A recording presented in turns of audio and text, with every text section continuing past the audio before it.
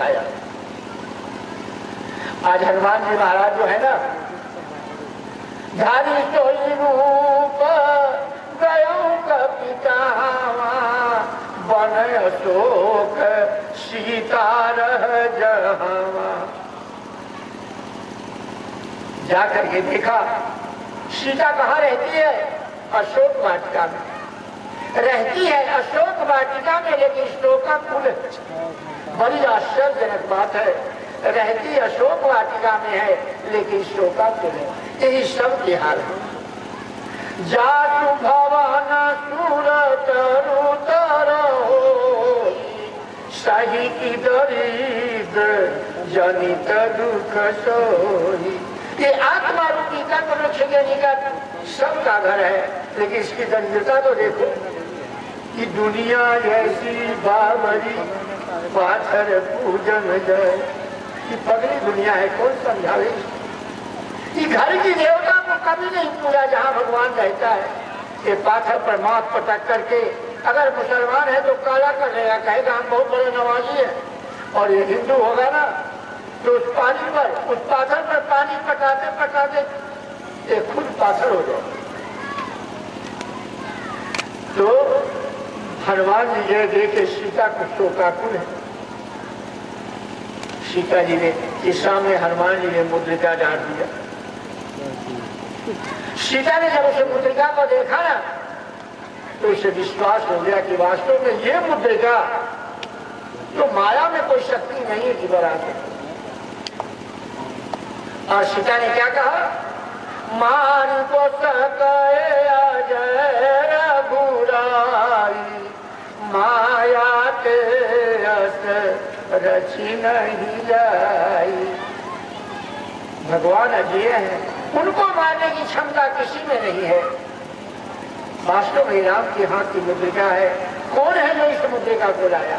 हनुमान जी सामने प्रकट हो जाते हैं और कहते हैं माते राम दूत मैं मातु जानकी, सत्य शपथ करुणा निधान की। यह मुद्रिका मातु मैं आनी, दीन राम तुम कह सहदानी। हे माते, ये मुद्रिका राम ने मेरे को दिया है कि ये मुद्रिका तुम सीता को दे दोगे तो सीता जरूर तुम्हें पहचान लेगी कि वास्तव में हराम का दूत है। सज्जनों, चित्रकूट तो जो वृत्ति की नगरी है, वहां पर सीता का दर्शन होना तो साधारण बात है, लेकिन लंका प्रवृत्ति की नगरी है। प्रवृत्ति की नगरी लंका में सीता का दर्शन होना बड़ा कठिन है। वहाँ सीता का दर्शन तो कोई वास्तव में वैरागी संत ही कर सकता है। इसलिए हनुमान जी ने सीता को कहा, माते भगवान ने कहा है कि तत्व प्रेम रस माया रूतोरा, जानत प्रिया हे एक मन मोरा। सो मन रहत सदा तो ही पाई, जानु प्रीत रस इतने हुमाही। भगवान ने कहा है सीते, मैं तुमसे बिछुड़ करके ठीक उसी प्रकार से रहता हूँ। शरीर तो यहाँ है लेकिन मन सर्वदा तुम्हारे पास। भक्ति से बिछुड़ करके अगर यह मन काम में कहीं चला ही गया तो तुम मर गया। भगवान ने सजा दिया है कि अरे भगवान के भक्ति के लिए गया और सोना में चला गया। ये बड़ा लुभावना है। माया बड़ी लुभावनी है। ये माया की सबसे उत्कृष्ट कला यही है कि आकर्षण सोना में दिखला करके और तुम्हारे मन को अपहरण जो है अपहरण कर लेगी और माया में भुला देगी। ये तत्व प्रेम रस ममयनु तोरा, जानत प्रिया हे एक मन मोरा। जानते हो काहे होते कछु दुख घटी होगी, काह कहो यह जानन को। जो मैं कहना चाहता हूँ वो वाणी का विषय नहीं, वो निर्वचन नहीं किया जा सकता।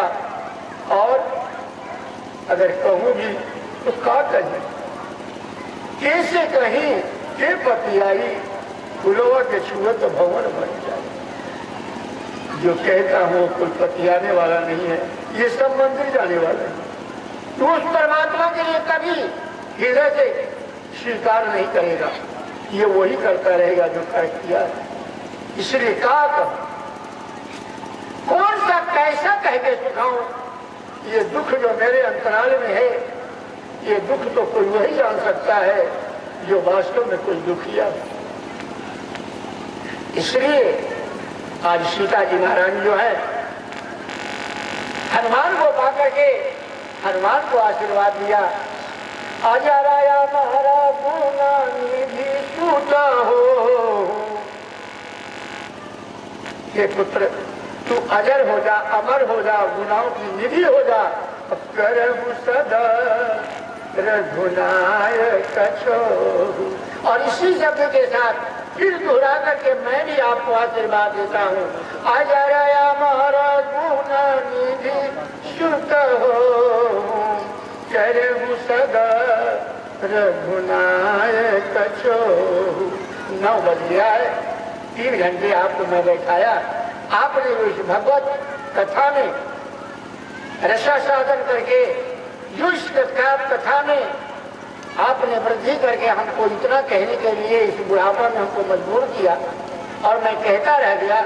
इसमें हमारी कोई गुण नहीं, हमारी कोई जानकारी नहीं, ये तो आपकी कृपा है कि आपने इतना ध्यान मग्न होकर के हमारी कथा सुना कि मैं सुनाने के लिए विभोर होकर के आपको सुनाता रहा। और ये कथा कल और परसों 2 दिन और चलेंगे। और जिनके सौजन्य से राजकुमार जी के सौजन्य से जो ये कथा चल रहे हैं, वो अपने पूरे परिवार के साथ, अपने हित कुटुंबियों के साथ आपकी सेवा करने के लिए नवरात्रा पड़ेगा 14 तारीख। 14 तारीख के भंडारा करेंगे। आप सभी लोग, आपके साथ मैं भी रहूंगा, उस भंडारा में भोजन प्रसाद पाएंगे। उस दिन की कथा जो है 1 घंटा 2 ही घंटा सुनाऊंगा। 8 बजे से लेकर के 11 बजे तक भंडारा चलेगा। उस भंडारा में सभी लोग प्रसाद पाएंगे। साथ में फिर कौन जाने जिंदा रहेंगे, आएंगे कि नहीं आएंगे, ताकि हम सभी लोग एक साथ मिलकर प्रसाद पाएं। और उसके बाद फिर आपसे मैं विदा मांगूंगा। भगवान जय सिया राम, जय जय सिया राम।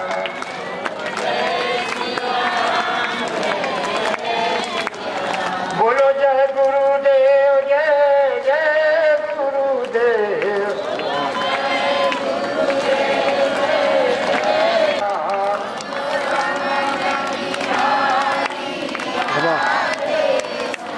बोलो कौशल्या जी के प्यारे राम।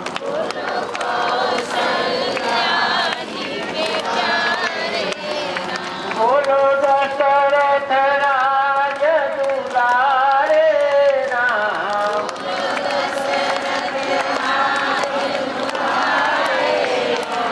बोलो जय सिया राम, जय जय सिया राम।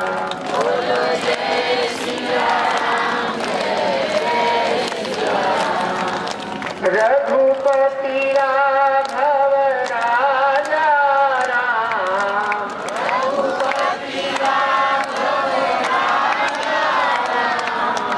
राज रोना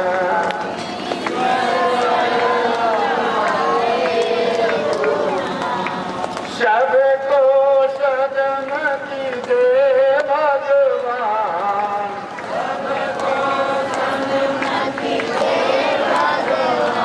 बोलो जय सिया राम, जय जय सिया राम।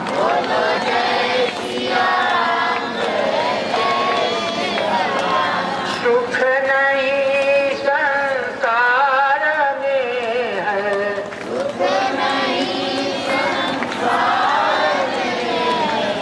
समझ में आता नहीं,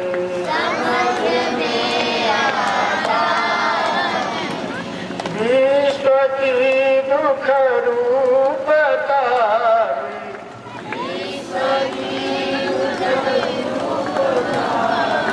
समझ में आती नहीं,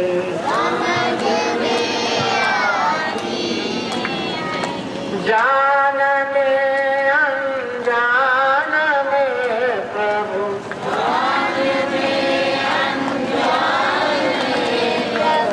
अपराध जो हमसे हुए,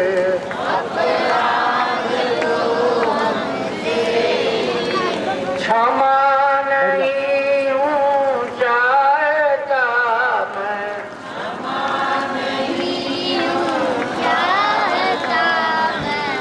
दंड की है याचना,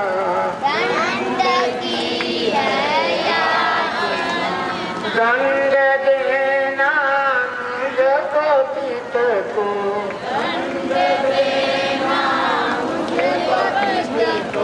भूल मत जाना प्रभु,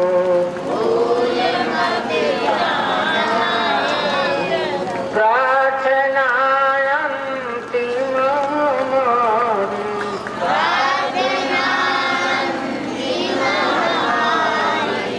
याद रखना है प्रभु,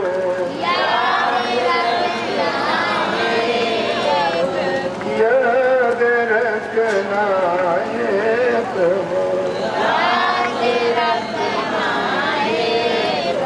बोलिए गुरुदेव भगवान की, राजा रामचंद्र भगवान की जय। धन्यवाद।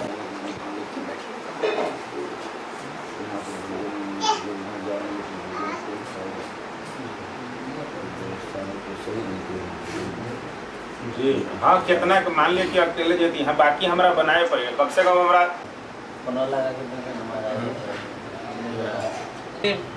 भेज दे। मैंने वो पता लगा ली है कि कैसे कितना चलेगा।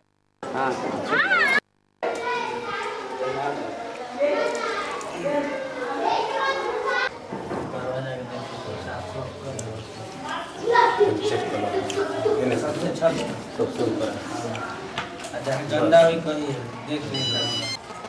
हाँ हाँ, ओ शर्मा साहब, धन्यवाद भगवान। कहाँ हैं? अरे महाराज क्षमा चाहते हैं, अभी बोले कि पार्टी है, हम आपको झूठ बोल रहे बहुत बार। कहाँ है? कहाँ है? ओ मैंने प्रसाद जब ले लेंगे ना तो ये इसकी नंबर हम तो क्या कर रहे हैं, यही नंबर ना एक। हाँ हाँ एकदम एक।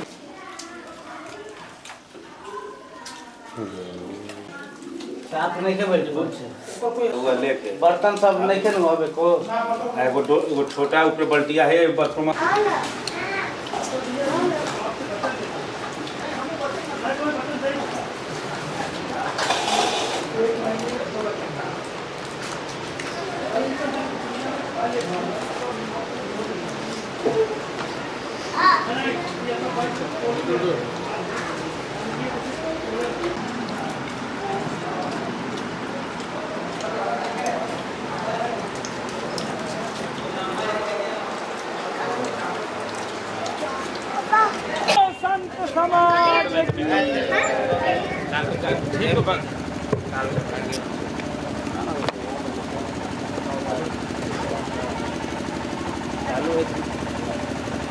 ओम श्री सद्गुरुदेव भगवान की जय।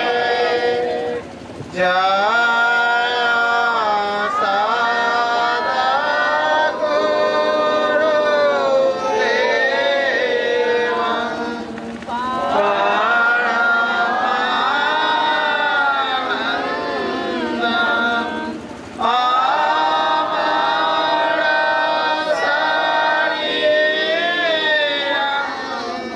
Ah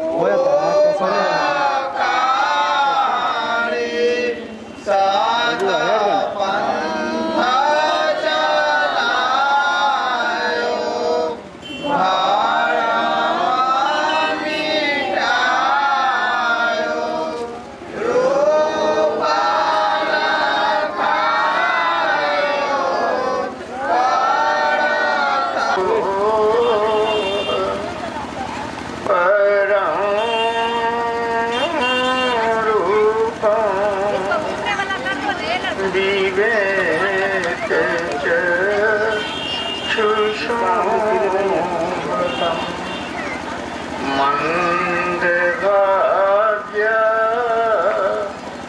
न पश्यामि अंधः शूरोदयं यथा गुरुर्ब्रह्मा गुरुर्विष्णु गुरुर्देवो महेश्वरः गुरुः साक्षात् परं ब्रह्म तस्मै श्री गुरुवे नमः।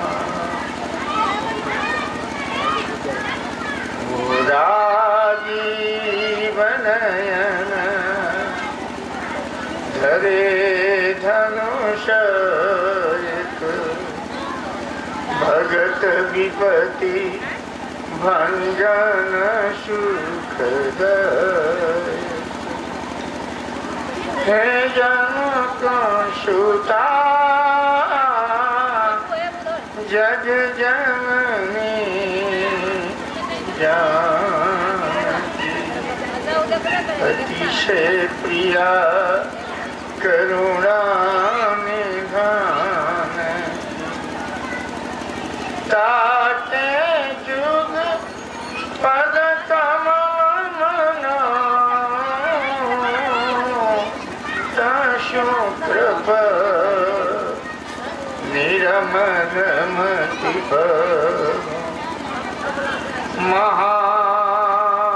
महावीर विनबो हनुमान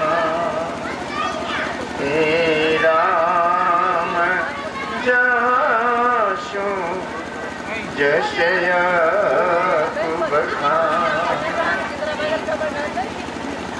प्रणव पवन कुमार खलबन पावक ज्ञान घन जसु हृदय सुअगर बसहु राम सरस धर सिया राम मैं सब जग जानी करूं प्रणाम जोरी युग पानी बोले गुरुदेव भगवान की राजा रामचंद्र भगवान की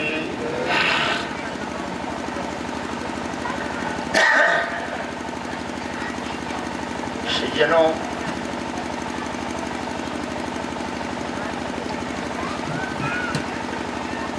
जिसमें आप रहते हो इसका नाम है दुनिया। ये दुनिया का निर्माण दो शब्दों से हुआ है, अच्छा है तो बुरा है, काला है तो गोरा है, स्वर्ग है तो नरक है, स्त्री है तो पुरुष है, अज्ञानी है तो ज्ञानी है, चोर है तो साधु है, काशी है तो मगहर है। इन्हीं दो शब्दों के मेल से ये दुनिया बना है।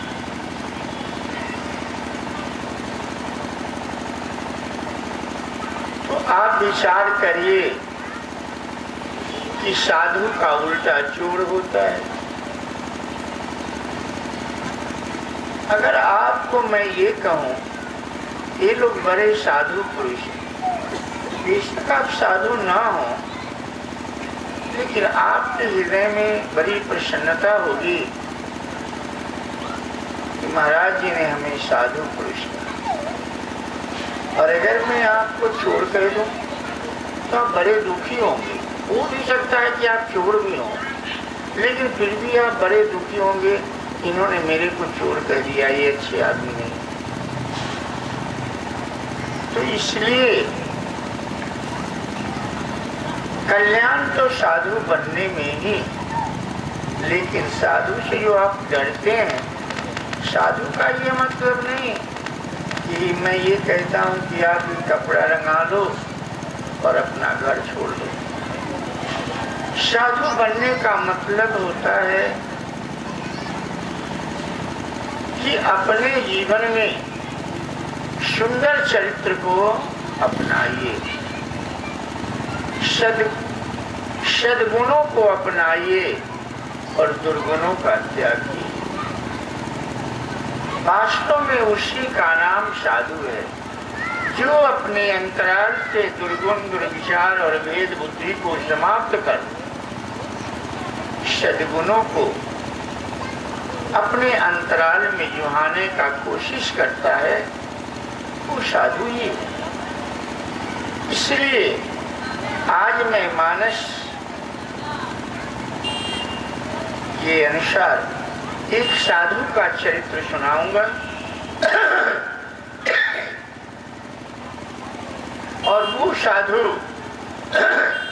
भरत जी महाराज हैं। तो रामचरितमानस के अनुसार मैं आज कतिपय भरत चरित्र का वर्णन आपके सामने करके सुनाऊंगा।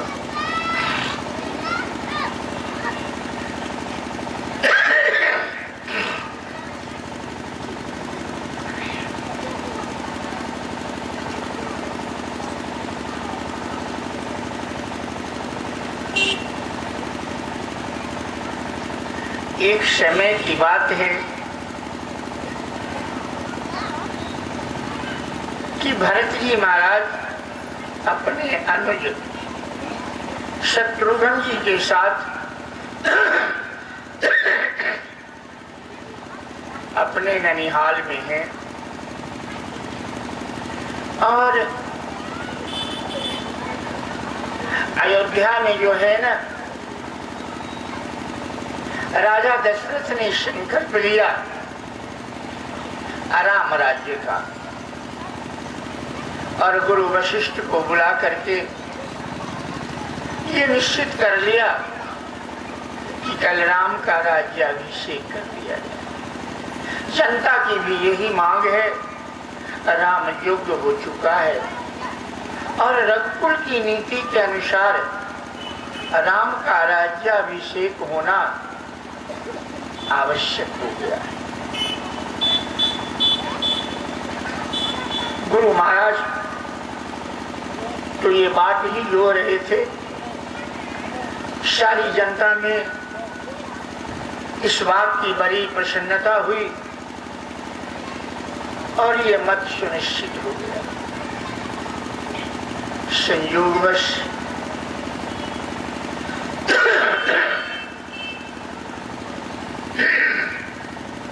उसी दिन मंथरा जो थी ना, वो निकल गई अयोध्या घूमने के लिए। अयोध्या की सड़कों को देखा, अभी जैसे आप देख रहे हो ना, आज से कुछ पहले पटना की दशा देखे होंगे, अब पटना देखिए तो थोड़ा पटना अब बड़ी सुंदर लग रहा है। तो इसी तरह से राम राज्याभिषेक का शुभ अवसर आया ना, अयोध्या सज गया।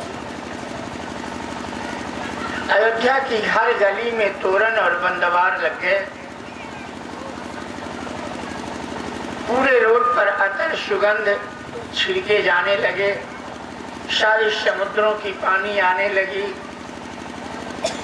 और सुंदर सुंदर वृक्ष जिनका यज्ञ में जिस लकड़ी की हवन होती है, वो सारी व्यवस्था की गुरु वशिष्ठ के द्वारा किए जाने लगे। सब अपने अपने कार्य में लग गए। अब अवध में राम के जैसा राजा आने वाले हैं, सब मिलकर के व्यवस्था करने लग गए। जब मंथरा ने घूम रही थी, देखा क्या बात है कि इतनी सजावट हो रही है, पूछा भैया बात क्या है? तो लोगों ने कहा कि अरे तू कैसी बेवकूफ है, तुम्हें ये भी पता नहीं कि कल राम का राज्याभिषेक होने वाला है। यहाँ इतनी बात वो सुनी, उसके हृदय पर सांप लौटने लगा। बुरे आदमी जो होते हैं उनको अच्छी बात अच्छी नहीं लगती। मंथरा जो है ना, सीधे राजमहल में प्रविष्ट होती है माता कैकेयी के पास, और कैकेयी को कहती है महारानी अन्याय हो गया। महारानी ने कहा रे घर थोड़ी अन्याय क्या हो गया? कहा तुम चाहे मेरे को जो कहो, लेकिन मैं तो सत्य निष्ठा से प्रेरित होकर के ये तुम्हें कहने आई हूं कि खाइए पहिरिए राज तुम्हारे, सत्य कहाँ ही नहीं दोष हमारे। कि रानी मैं तुम्हारा दिया खाती हूँ, वस्त्र पहनती हूँ, आभूषण पहनती हूँ, इसलिए सत्य कहने में मेरे को रंच मात्र भी दोष नहीं है। बल्कि ऐसा समझो कि पूरी अयोध्या में सत्य निष्ठा से प्रेरित होकर के, और अगर सत्य कहने का साहस महाराजा अयोध्या के राजा दशरथ के सामने कहने की अगर साहस किया है तो एक मैं हूं, दूसरे किसी के पास ये साहस नहीं है कि ये बात आपके सामने कहने आए। और मंथरा की सत्य जो है ना, जो राज्याभिषेक कल होने वाला था उसको 14 वर्ष दूर देख दिया। अयोध्या के राजकुल में राग और द्वेष फैला दिया। ये मंथरा का सत्य था। लेकिन मंथरा कहने के पहले रानी के सामने सत्य की दुहाई देती। जब मनुष्य को सबसे बड़ा झूठ बोलना होता है ना, तो वो सत्य की दुहाई देता है। और मंथरा क्या है?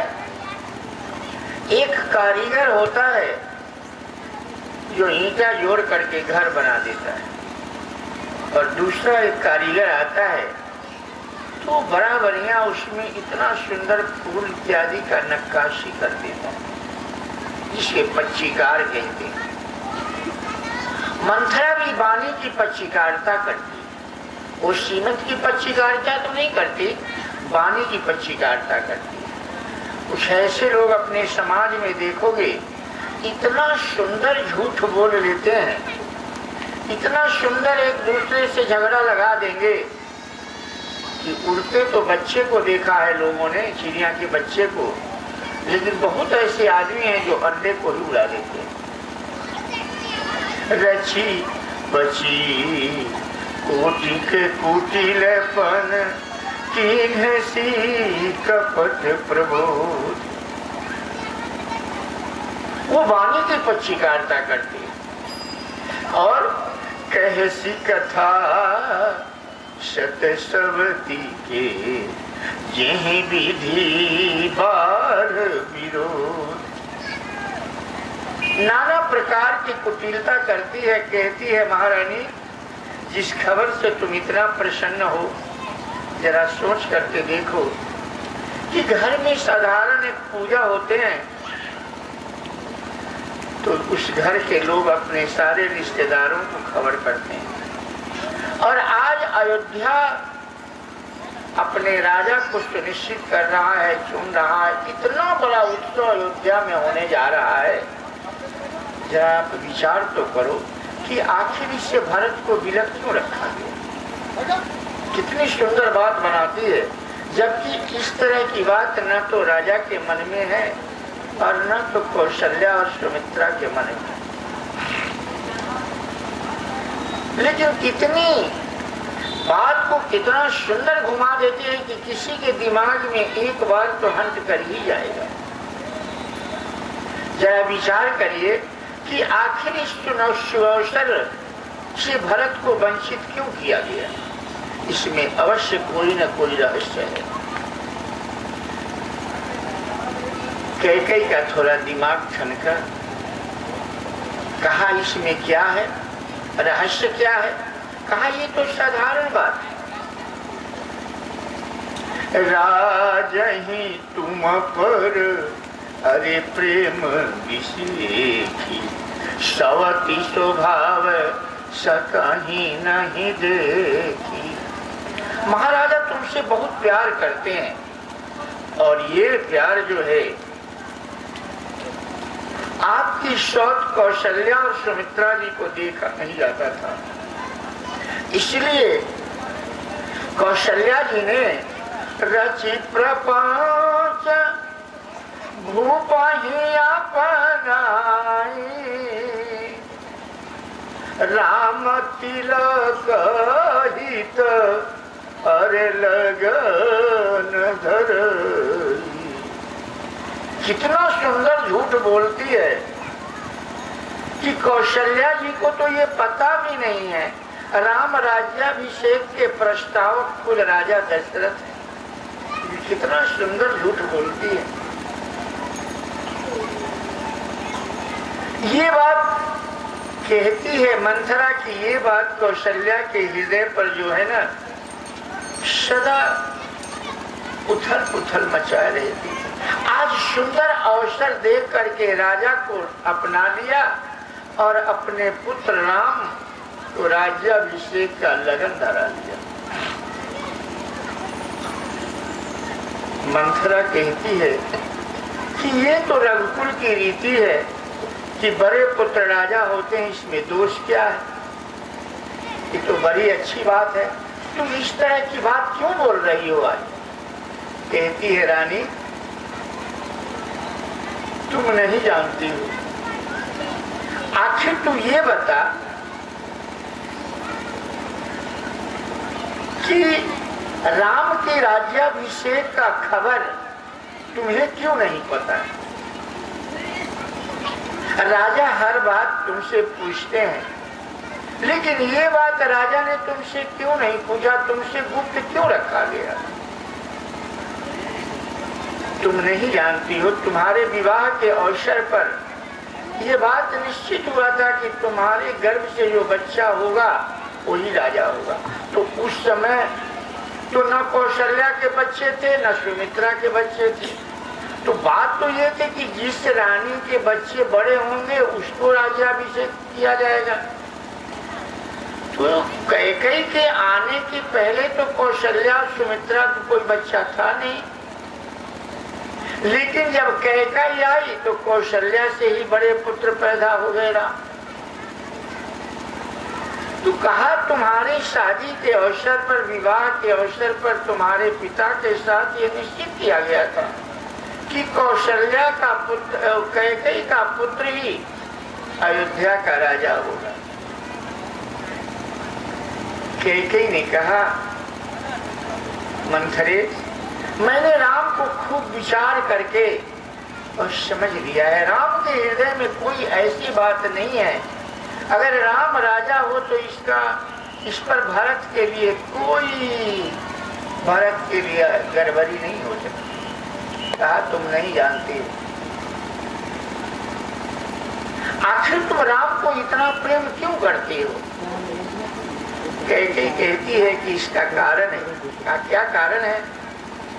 कहा कौशल्या सम सब महतारी,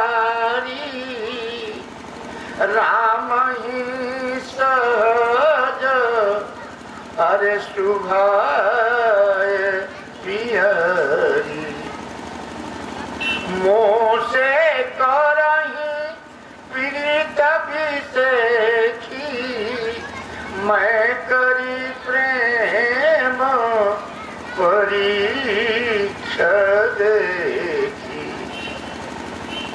कौशल्या के समान वो सब माताओं से प्यार करते हैं, लेकिन सभी माताओं से वो ज्यादा मुझसे प्यार करता है। मैं उनके स्वभाव की परीक्षा लेकर के देख। वो तो बड़ी चतुर महिला थी। एक तरफ तो वो कैकेयी के नवज भी पकड़ी रही, वो तुरंत समझ लिया कि राम को ये इसलिए प्यार करती है कि राम सभी माताओं से ज्यादा इसको प्यार करता है। भगवान की पूजा ये इसलिए नहीं करता कि हमारे हृदय में आपके लिए प्रेम है, हे प्रभु हमारे दुर्गुणों को नष्ट करके हमें भक्ति दीजिए, इसके लिए पूजा नहीं करता।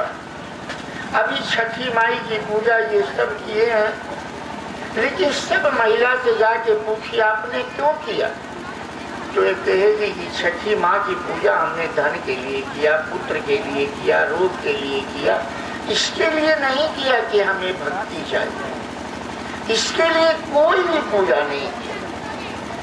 इसलिए राम को कैकेयी इसलिए प्यार करती है कि राम सभी माताओं से ज्यादा इसको प्रेम करता है। वो समझ लिया बात, वो रोग को पकड़ लिया और कहती है महारानी, रहा प्रथम अब सो दिन बीते, समय जाई अरे रिपु हो पीड़िते। ऐसा नहीं समझिए, ये प्रवृत्ति मारे। आज कोई आपका दुश्मन है तो कल मित्र हो जाएगा, और कल तक जो तुम्हारा मित्र था हो सकता है आज वो शत्रु हो।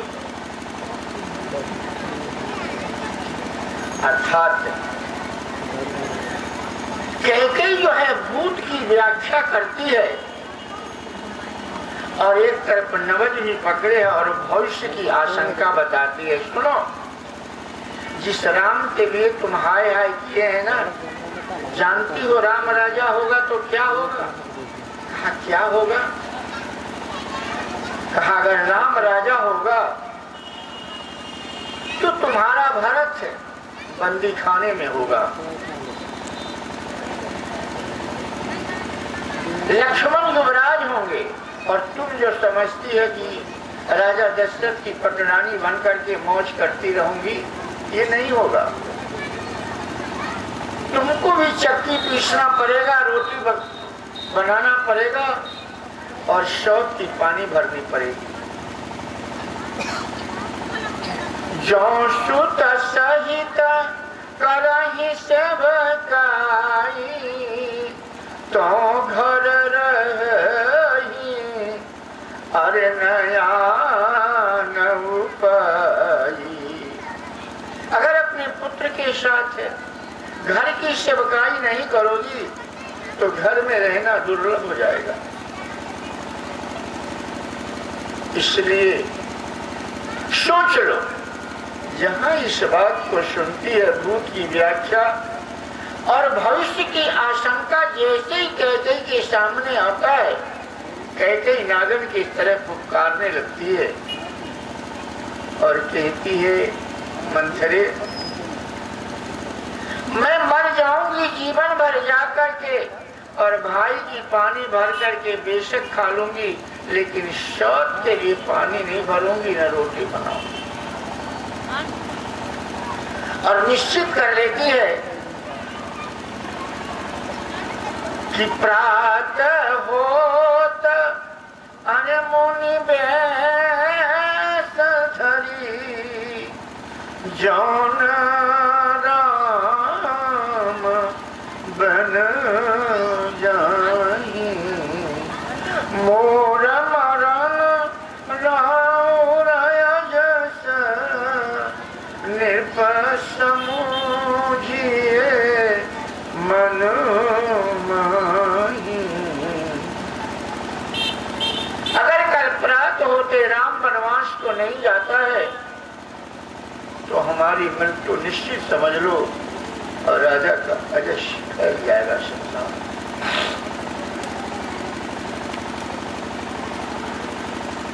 और कैकेयी जो है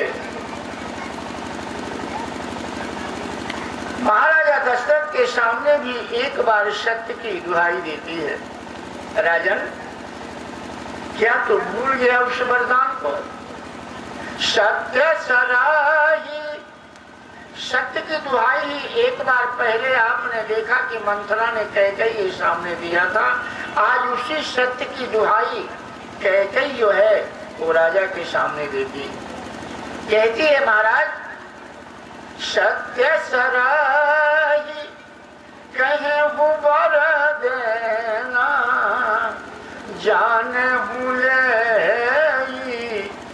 अरे की मांगी चबेना, देहू की लेहू अजसु भरी नहीं, मोहि नहीं बहुत अरे प्रपंच सुहाई। राजन देवासुर संग्राम में जो तुमने मेरे को वर दिया था भूल गए? रानी चाहे तो जितना वर मांग लो, लेकिन मैंने 2 ही वर मांगा था। क्या उस 2 वर के एवज में तुम समझते थे कि तुमसे 2 मुट्ठी मैं चना मांग लूंगी चबेना के लिए? अरे राजा जरा याद तो करो कि तुम्हारे ही खानदान में राजा हरिश्चंद्र जैसे राजा हुए जो स्वप्न में दान दे दिया और राजपाट को छोड़ दिया स्वप्न में दिए हुए दान के लिए, और तुम तो मुझसे आमने सामने मेरे को दिया था। तुम्हारे ही खानदान में राजा रघु के जैसे राजा हुए जो सत्य की प्रतिष्ठा के लिए मिट्टी के पात्र में खाए जो उनके सामने आया, ना नहीं कहा सारा राज्य लुटा दिया दान में। तुम्हारे ही खानदान में राजा नृग के जैसे राजा हुए जो अपने शरीर की मांस काट करके और पक्षियों को खिला दिया। और एक तू मेहरा राजा है जो दिए हुए वरदान के लिए आंसू बहाते हो। क्या राजा दशरथ उनके खानदान की बात ज्यादा कैकेयी जानती थी? लेकिन एक तरफ आपने देखा कि सत्य की दुहाई देकर के मंथरा ने अयोध्या के राजमहल में राग और द्वेष फैला दिया, और उसी सत्य की दुहाई देकर के आज महारानी कैकेयी जो है अपने स्वार्थ की सिद्धि के लिए उद्यत है। तो आप ही बताइए कि जब सत्य का इतना ही कार्य है तो असत्य का कार्य क्या होगा? राम को राजा ने वनवास तो दे दिया, लेकिन राजा राम के साथ, राम के वनवास के साथ अपना प्राण भी त्याग। खबर लेकर के दूत जाता है कैकस देश गुरु महाराज के महर्षि वशिष्ठ के आदेशानुसार, और जाकर के केवल कहता है गुरु महाराज का आदेश है आप तत्काल अयोध्या चलिए। भरत जी महाराज पत्र लेते हैं और तत्काल अवध के लिए प्रस्थान कर देते हैं। द्रुत गति से वहां से अश्व चलता है, रथ चलते हैं। अयोध्या में जब प्रवेश करते हैं तो मालूम पड़ता है अयोध्या में कोई व्यक्ति जीवित नहीं। अयोध्या के किसी घर में धुआं नहीं उठ रहे हैं, भोजन नहीं बनते हैं, कोई किसी से बात नहीं करता है। अयोध्या के हर व्यक्ति की तरफ ताकने पर लगता है कि हर व्यक्ति की आंख गीली, किसी को बोलने की साहस नहीं हो रही। अयोध्या की हर गली जो है ना वो राम के वियोग में सूनी हो गई है। भरत जी सोचते हैं कि महारानी कैकेयी के भवन में ही दरबार रखते हैं, वहीं पर महाराज भी ज्यादा रहते हैं और हम चारों भाई भी वहीं पर रहते थे, तीनों माताएं भी वहीं रहती थी। इसलिए अच्छा है कि सबसे पहले महारानी कैकेयी के भवन में चला जाए ताकि एक साथ ही पूरे परिवार का दर्शन हो जाए। उन्हें क्या पता था कि इस प्रकार के कुचक्र माता कैकेयी ने रच रखा। के भवन में प्रविष्ट होते हैं भरत जी। बड़ा सुंदर वो आगवानी करता है, चंदन लगाती है, फूलमाला पहराती है, आरती करती है। भरत जी पूछते हैं माते, आज अयोध्या के भवन स्तब्ध क्यों लग रहे हैं? मालूम पड़ रहा है सब चुप है, कोई कुछ बोल नहीं रहा। कहा पुत्र, मैंने सारा कार्य बना दिया है, अयोध्या का राज्य निष्कंटक कर दिया। इसमें अब कोई किसी प्रकार का किसी तरफ से कोई झंझट नहीं है। राम को मैंने वनवास दे दिया और अयोध्या के राज तुम्हारे लिए सुनिश्चित कर दिया है। बीच में विधाता ने थोड़ी सी काम गड़बड़ा दिया। भरत ने कहा क्या? कहा वो तुम्हारे पिता राजा दशरथ के मृत्यु। जहां भरत ने इस बात को सुना, भरत बिसरऊ अरे पितु मरना, सुनत राम बन गौन, हे तू अपन जानिए थकित रहे धरिमो। भरत ने सुना हमारे राजा होने के लिए माता ने राम को वनवास दे दिया और पिताजी मृत्यु को प्राप्त हो गए और इसके सारा कारण मैं हूं। भरत है विशुर पितु मरन। जिस प्रकार से किसी को पहले चींटी काट ले और तत्क्षण चींटी का दर्द उसको हो ही रहा था थोड़ी थोड़ी, तब तक उस पर से उसको बिच्छू काट ले तो चींटी का दर्द भूल जाएगा और बिच्छू के दर्द से कराहने लगेगा। राजा दशरथ के मृत्यु तो भरत को चींटी के काटने के दर्द के समान हुआ, लेकिन भरत को राम वनवास का जो दर्द था ना, वो बिच्छू के डंक के तरह आह्लादित कर दिया। और भरत जी महाराज जो है, सुनी सुठी साहब अरे राजकुमारू, पाके छत जनु लग धीरज धरी भरलहि मुसासा, रे पापिनी सबहि भांति कुलनासा, जो पे कुरुचि रही अति तोहि, जन्म तक अरे न मारे मोहि, पेड़ काटी जिन पाल मोसीजा, मीन जियन नित अरे बरी बुलीजा, हंस वंश दशरथ जनकु, राम लखन सेवा, हे जननी रे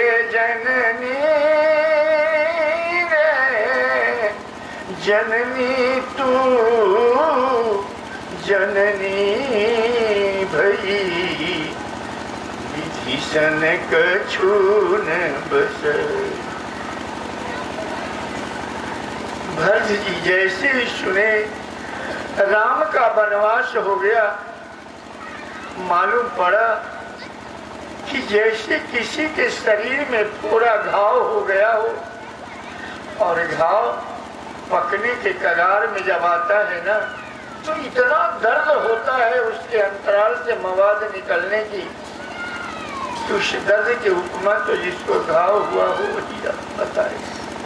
और उस प्रकार के घाव पर कोई अत्याचारी व्यक्ति चिनगारी, आग की चिनगारी सटाए तो आप विचार करिए कितना दर्द हो।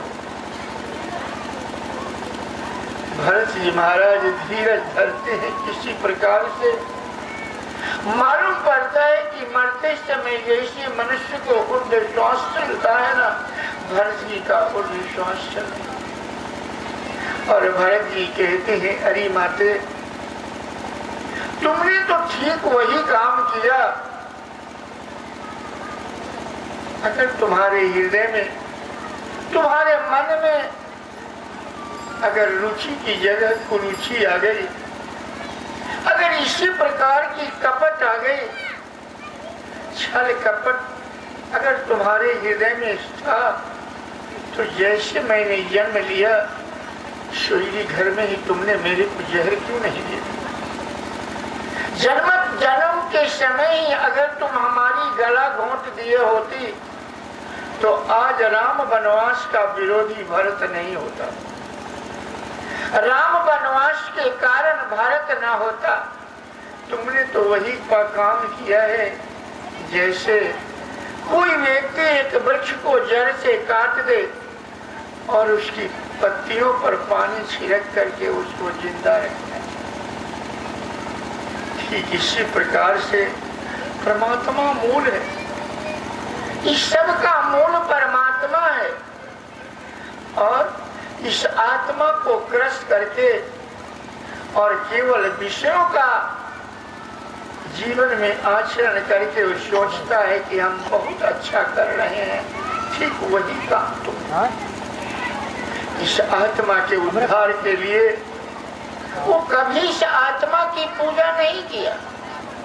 कल रामनवमी है तो चला जाएगा हनुमान जी के मंदिर में पूजा कर लेगा, आगे से प्रणाम कर लेगा, कोई देवी मंदिर जाएगा, कोई गंगा स्नान जा करेगा। लेकिन वास्तव में से हृदय के अंतराल में जो भगवान रहता है, ये आत्मा है, यही जड़ है। इसकी पूजा करने के लिए एक आदमी भी सवेरे नहीं उठे। 2 बजे रात के ये उठ करके हनुमान मंदिर का पट खुलेगा, वहां ये जाएगा। लेकिन जिस मंदिर में इसका भगवान रहता है उस मंदिर में उठ करके एक बार उसका नाम नहीं लेता। ठीक यही काम तुमने पेड़ काटी जिमी पालू सींचा मीन जियानित अरे बरी उलीजा। जैसे मछुआरा सुबह में मछली मार के लाता है और शाम को बाजार करने के लिए उसके गलफरे में पानी छिड़क छिड़क करके जिंदा रखता है, ठीक यही काम तुमने किया। हंस बांस अरे दशरथ जनकु राम लखन सेवा। हे जननी तू अरे जननी भई विभीषण कछु न बसाई। तुम तो अपनी माता से भी आगे हो। एक समय की बात है, कैकेयी के पिता का नाम था राजा केक। राजा केक एक साधु की बहुत सेवा करता था। उस सेवा से प्रसन्न होकर के उसको आशीर्वाद दिए कि पुत्र, मैं तुम्हें आशीर्वाद देता हूँ कि संसार के किसी भी प्राणी का बोली को तुम पहचान ले, जान लोगे। लेकिन एक बात है कि अगर तुम किसी को बतलाओगे तो उसी समय तुम परेशान हो जाओगे। संयोग वश राजा एक बार अपने महल में बैठा था, झरोखे पर बैठा था महल से बाहर, और एक चिड़िया बोल रही थी। राजा सुन करके उसकी आवाज को मुस्कुराने लगा और उसी समय कैकेयी की माँ जो थी राजा से मिलने के लिए आ रही थी। जैसे ही राजा को मुस्कुराते हुए देखा ना, माताओं को शंका ज्यादा होती, उसे शंका हो गई कि राजा ने हमारे अंदर में कोई कमी देखा इसलिए मुस्कुरा रहा। पूछा, राजन आपने क्यों मुस्कुराया?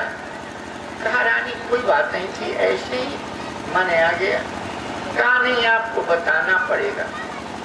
खाली कोई बात ही नहीं तो क्या बताना पड़ेगा? नहीं आपको बताना पड़ेगा। आपने क्यों मुस्कुरा? राजा तो उसकी माँ की स्वभाव को जानते थे, जाना कि ये तो बिना पूछे मानेगी नहीं और मेरे को पत्थर हो जाएंगी, जहाँ बताऊंगा पत्थर हो जाऊंगा।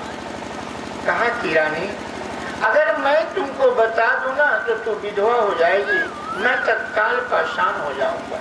चाहे तू पत्थर हो चाहे जो हो बताना पड़ेगा। राजा सोचा मानेगी तो नहीं। कहा अच्छा ये काम करो, चलो नदी किनारे मैं वहीं बताऊंगा, ताकि मैं परेशान भी हो जाऊंगा तो माता गंगा की पानी से कम स्पर्श तो मेरे को होता रहेगा।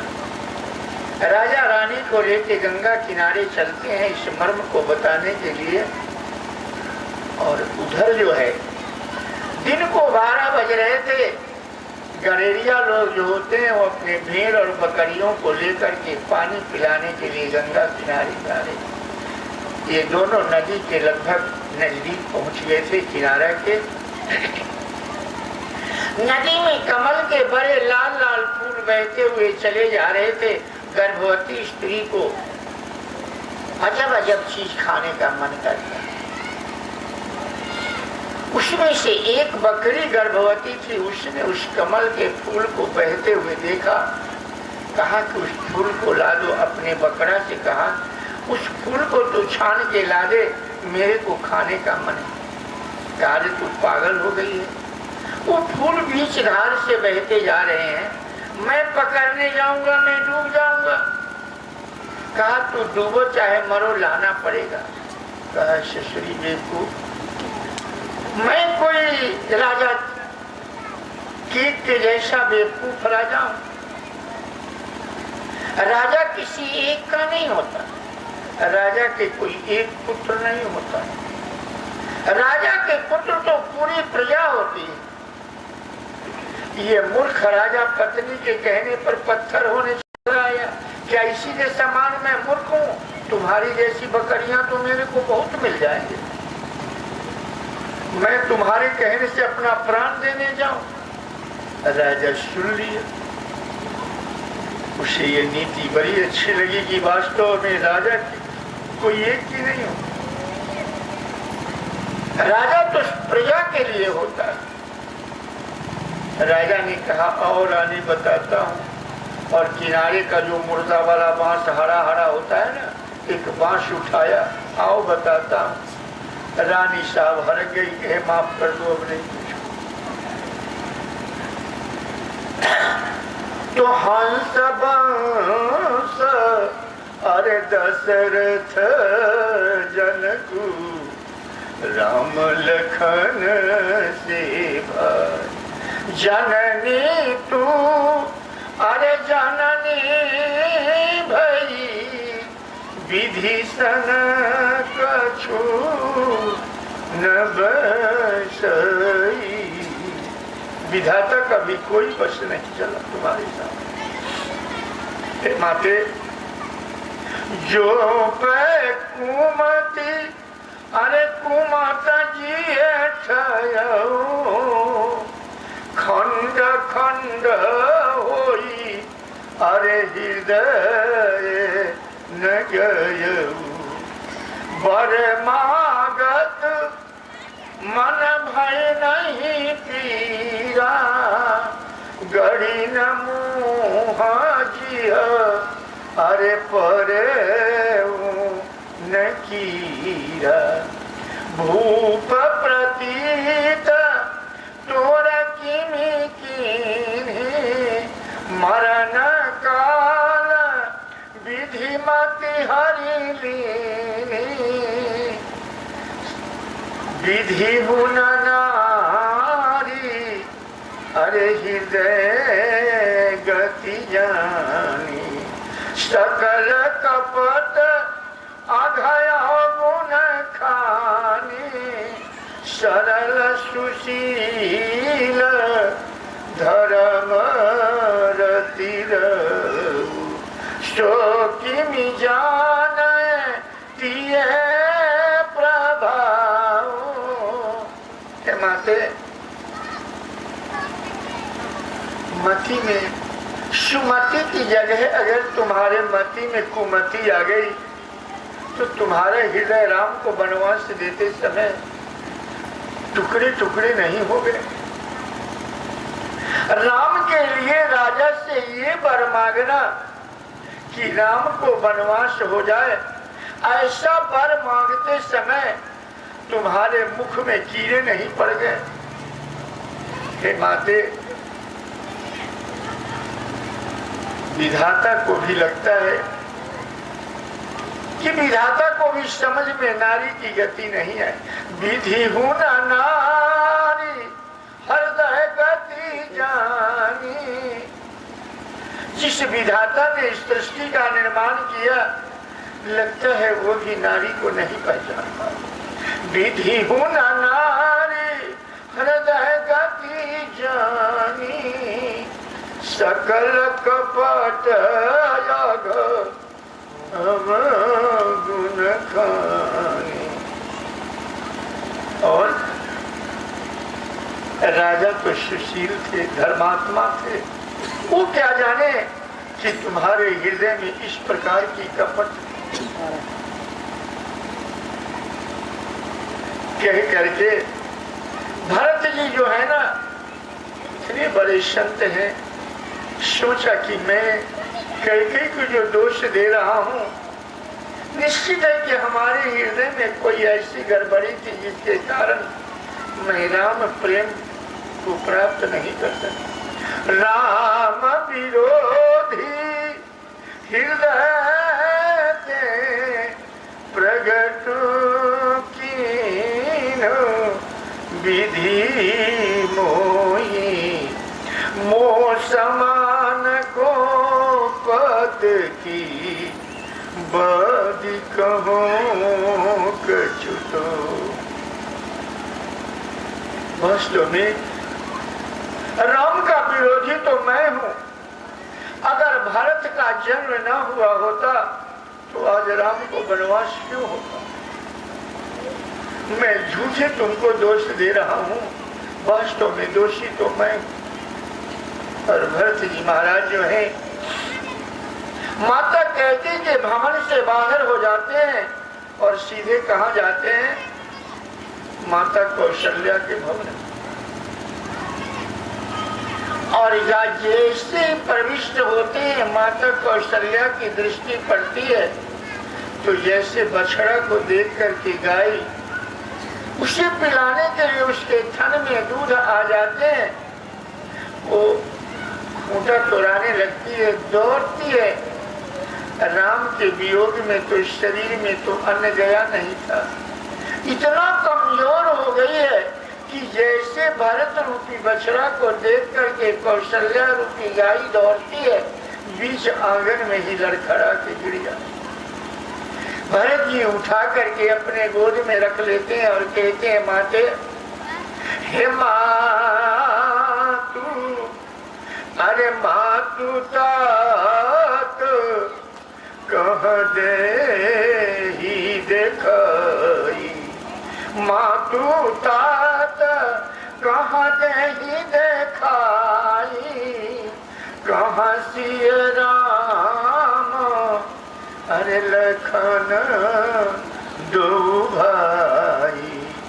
कई कथा जनमी जग माझा। जो जनमी तब भाई काहे न बाजा।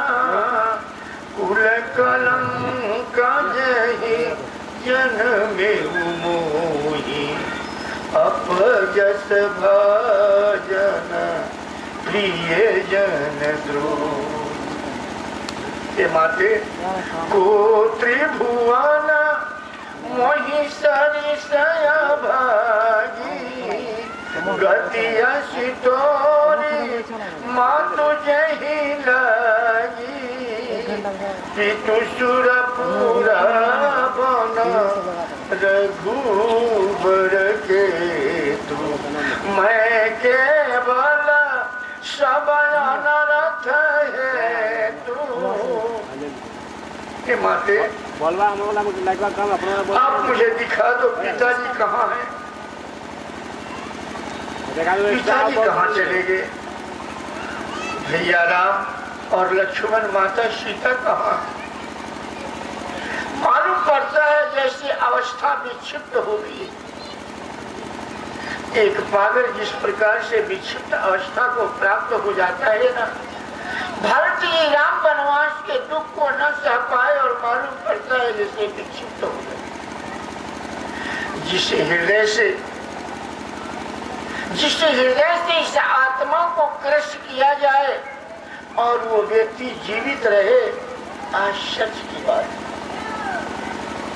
जिस मनुष्य के हृदय में आत्मा की पूजा न हो और केवल मंदिर में पाथर की पूजा करके जी रहा है, कैसे जीता है, आश्चर्य की बात।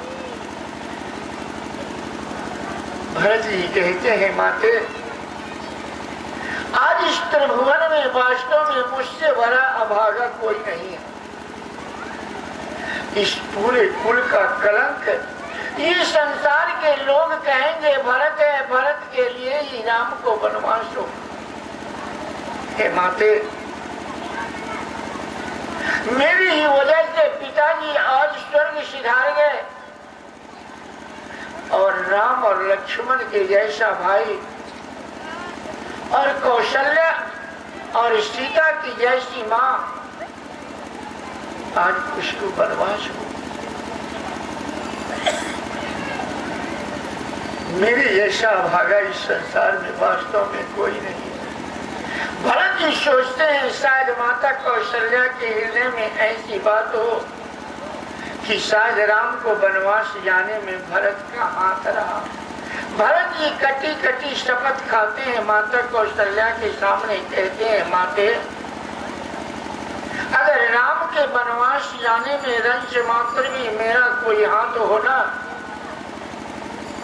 तुझे अघमा तू अरे पिता सुत मारे, गाय गोठ महिषुर पुर जारे, जे अघतिए बालक बध कीन है, मीत महीपति माहुर दीन है, जे पातक उप पातक योनि, कर्म वचन मन भाव कभी कहीं, ते पातक मोहि अरे होई विधाता, जो यह होई मोरा मत माता, जे परिहरी हरिहर चरण, भजहि भूत गण घोर, तिनके गति मोहि अरे देव विधि, जो जननी मति मोर। हे माते, ये अघमात पिता से तुम्हारे कोई ऐसा अभागा पुत्र होता है जो माँ को ही जहर देके या गला घोट के मार देता है, बाप को मार देता है। पेपर में रोज देखते हो अपने स्त्री को गला घोट के मार दिया दहेज के भी, छोटे बच्चे को मार दिया पत्नी दूसरी पत्नी करने के लिए।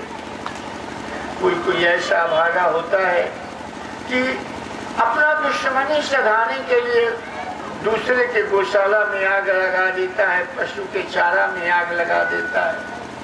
ऐसे छोटे बड़े पाप वो केवल दुश्मनी साधने के लिए करता रहता है। ये सब कहने के लिए तो छोटे पाप, लेकिन भरत जी कहते हैं इस पाप को करने वाले को रौरव नरक होता है, पुनर्शरीर उसको कभी मनुष्य शरीर प्राप्त नहीं। वो पातक हमको लगे अगर राम के बन जाने में रंच मात्र भी मेरा,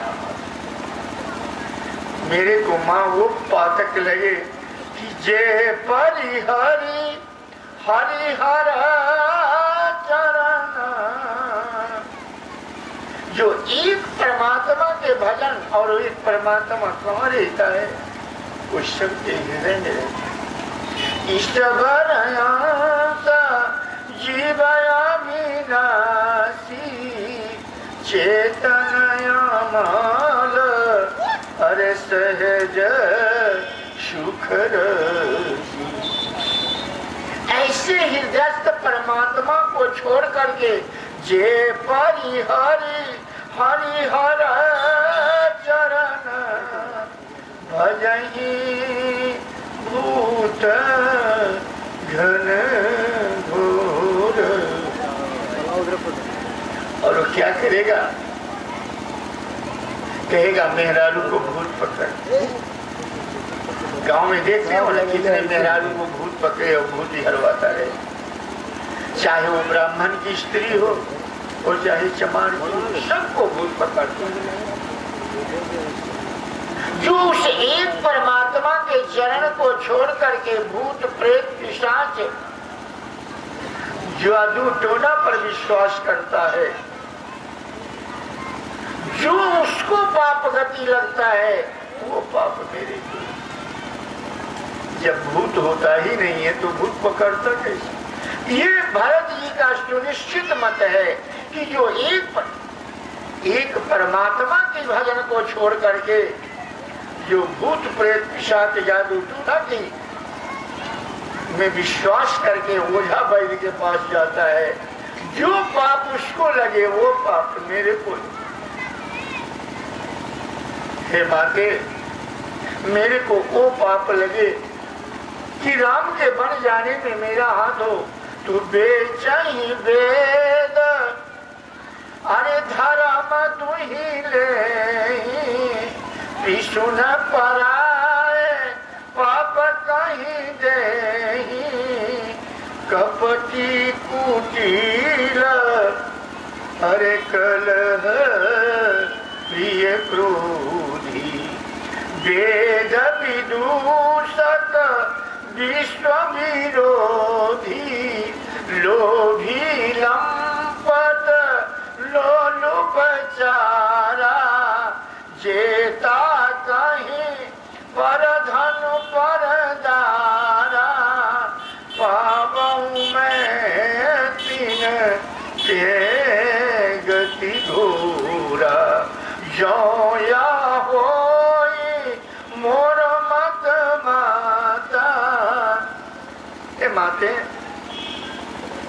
मेरे को वो पाप लगे जो झूठ मूठ लोग कहते हैं वेद में ये लिखा है, शास्त्र में ये लिखा है, और उससे अपने उदर तृप्ति के साधन को जुटाते। बेच ही वेद और धर्म दूल्हे ही। वेद को बेच करके, वेद को बदनाम करके और धर्म के नाम पर जो अपना जीविकोपार्जन करते हैं वो पाप में। कपटी कुटिल कलह प्रिय क्रोधी। जो कपटी है, कुटिल है, कलह को ज्यादा पसंद करता है।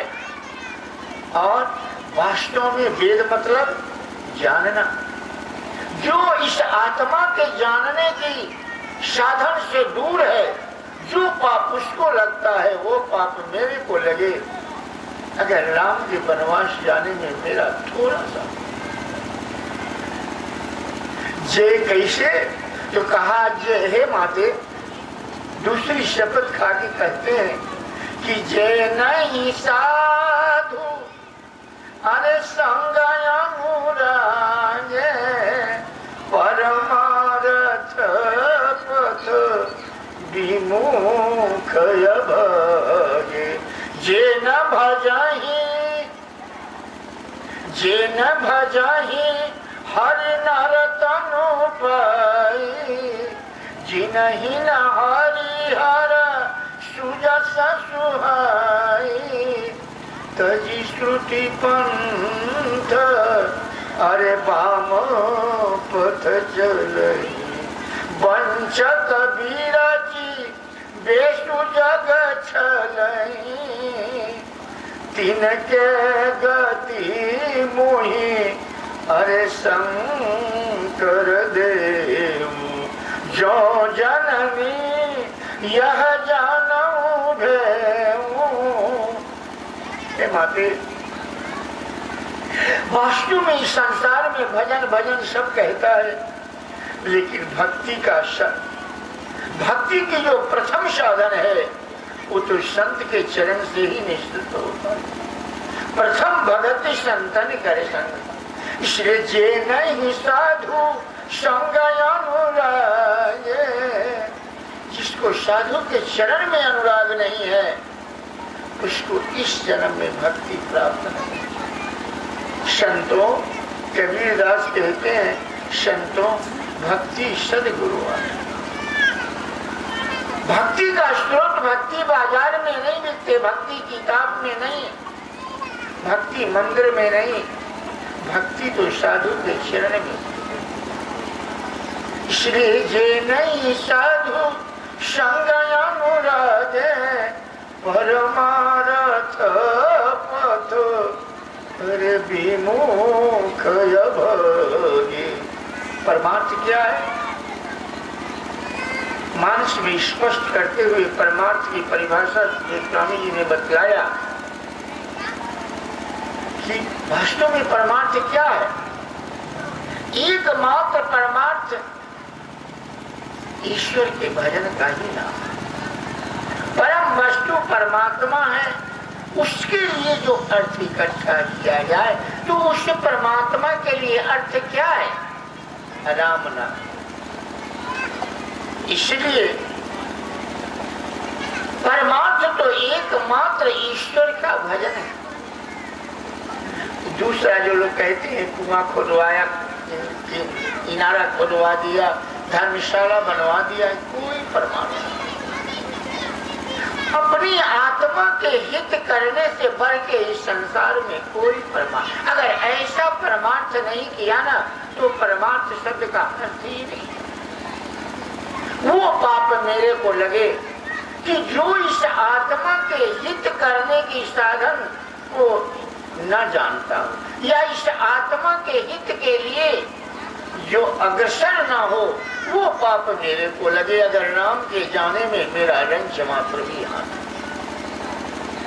इसलिए माते, जे नहीं साधु संग अनुरागे, परमारथ पथ विमुख भागे, जे न भजहि हरि अरे नर तनु परी, जिनहि न हरिहर सुयस सुहाई। जो मनुष्य शरीर पा करके और भगवान का भजन नहीं करता है उसके समान पापी संसार में कोई नहीं, क्योंकि मनुष्य शरीर मात्र भजन के लिए मिला। ऐसा नहीं कि ये मनुष्य शरीर बाल बच्चे के लिए मिला।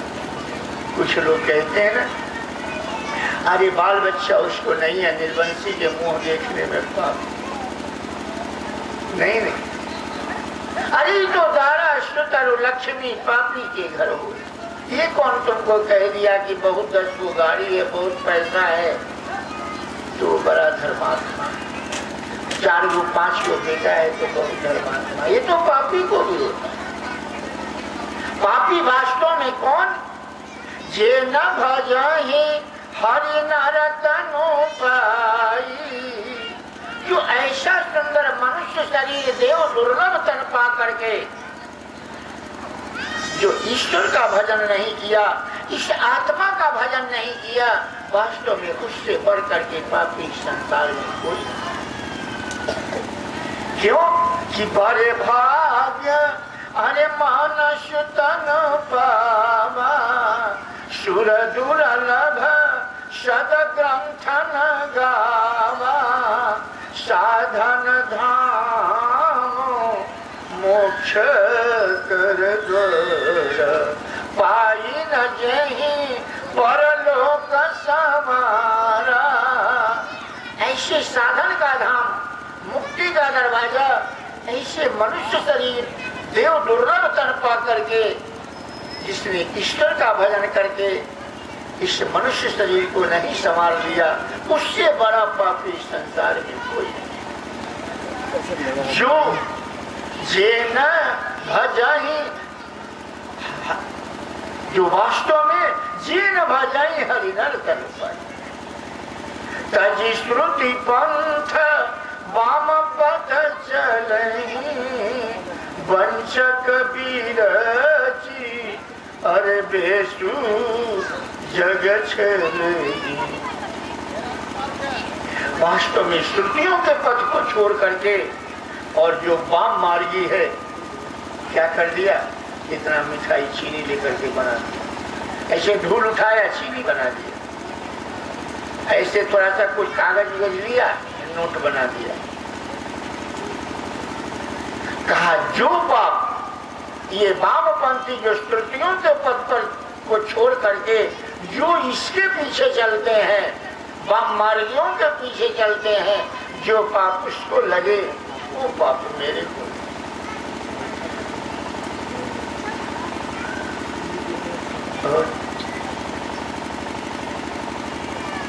आज वशिष्ठ जी महाराज जो है ना, खबर करते हैं भरत को जाकर के भवन से बुला ले। भरत जी महाराज माता कौशल्या के पास से तत्काल गुरु वशिष्ठ के पास आते हैं। राजा की पार्थिव शरीर जो है ना वो नाव में रखा है, उसका दाह संस्कार करते हैं और श्राद्ध कर्म परिपूर्ण करने के बाद वशिष्ठ जी महाराज भरत को अपने पास बैठाते हैं। कहते हैं पुत्र जरा विचार तो करो। सारी कथा वशिष्ठ जी महाराज जो है भरत को कहते सुनाते हैं।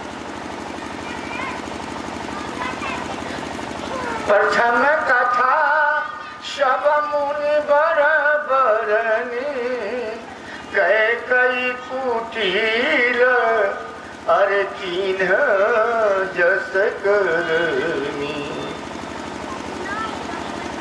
सारी कुटिलता कह गई कह करके सुनाते हैं।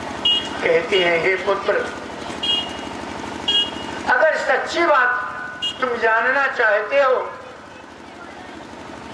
तो भूप धर्म व्रत सत्य सरा यही तनु परी हरि अरे प्रेम निहा निभा। राजा किसमें कोई गलती नहीं। राजा तो राम को वनवास दे करके और उस सत्य की जीवित रखा। राम के जैसे प्यारे पुत्र को भी उस सत्य के लिए वनवास दे, अपना शरीर परित्याग कर दिया। देह प्राण ते प्रिय कछु नाही। देह और शरीर के अंतराल में प्राण से प्रिय कुछ नहीं है। ऐसे प्रिय प्राण को भी उस सत्य की रक्षा के लिए राजा ने परित्याग कर दिया। इसलिए पुत्र जरा विचार करके तो देखो। सुनहु भरत अरे भावी प्रबल बिलखी कहे मुनिना हानि लाभ अरे जीवन मरण जैसे अपजस विधिया। ये पुत्र ये क्षय जो है मनुष्य के हाथ में नहीं है, ये तो विधाता के हाथ। इसलिए हे तात राजा दशरथ सोचने के योग्य नहीं है। सोच लिए तो वास्तव में कौन है इस संसार में। सोचिए विप्र जो वेद विहीना तजी निज धर्म अरे विषय लीना। सोचिए नृपति जो नीत न जाना यही न प्रजा प्रिय प्राण समाना।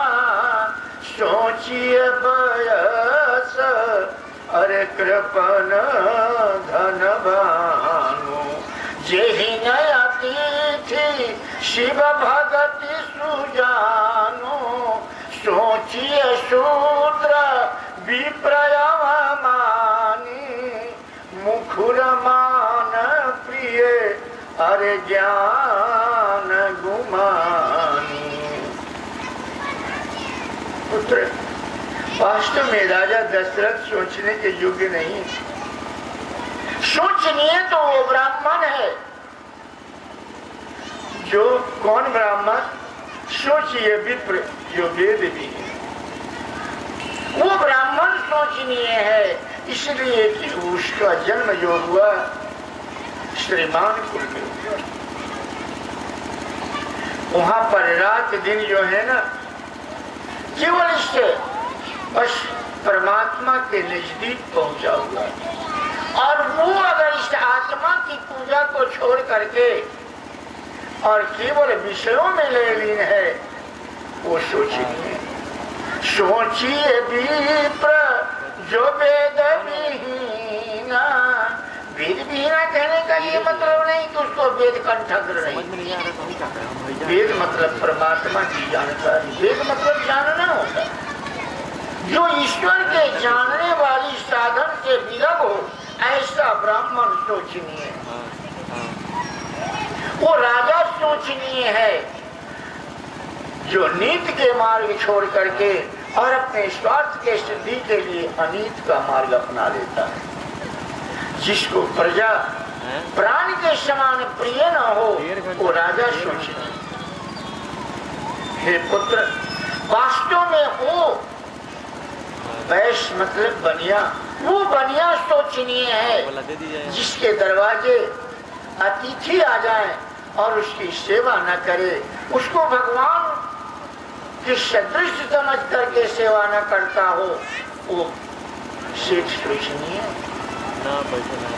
हे राजन, ये पुत्र वास्तव में सोचनीय वो है कि जिसको भजन की जानकारी नहीं है, वो क्षुद्र है, अल्पज्ञ है और झूठ मूठ के इतनी बड़ी गाल बजाता है। और बड़े बड़े संत महात्माओं का भी वो आज्ञा का उल्लंघन करता है, उनसे मुंह लगाता है। सोचिए बटू निज व्रत परिहरई, जे नहीं गुरु आये सु अनुसरई। सोचिए ग्रही जो मोह बस करई करामा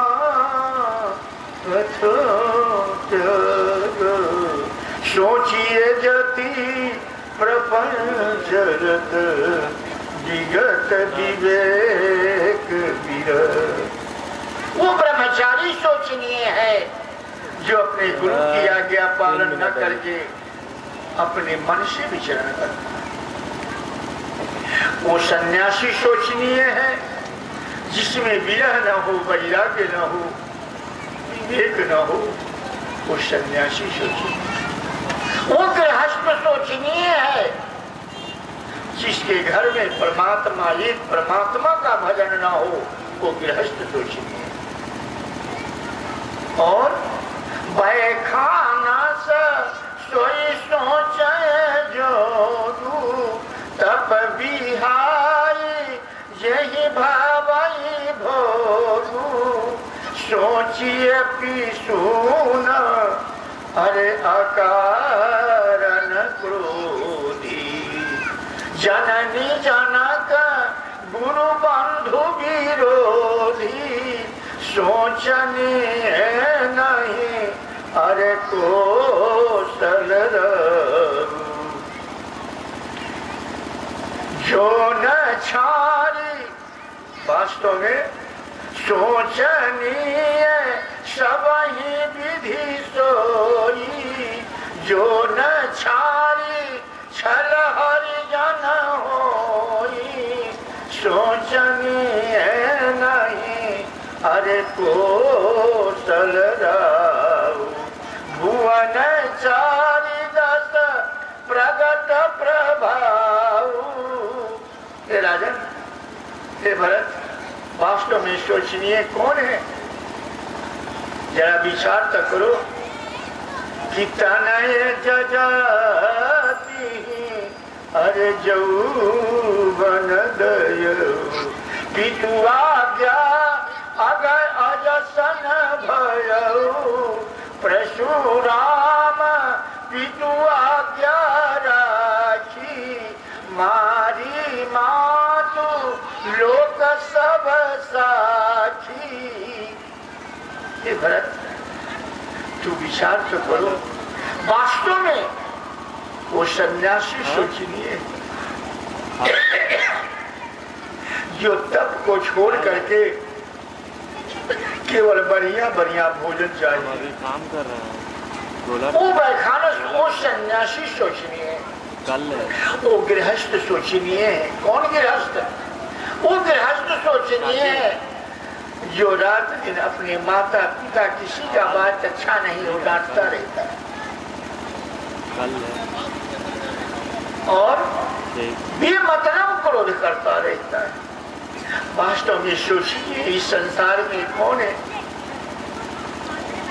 जो एक भगवान के भजन न किया? भगवान के भजन करता है उसी को हरिजन कहते हैं ना। जो एक प्रभु के भजन को छोड़ करके अन्यत्र कामों में उसको, अन्य कार्यों में उसका मन लगता है, लेकिन प्रभु के भजन में मन न लगे, वो सोचिए। जल्दी फेंक दे।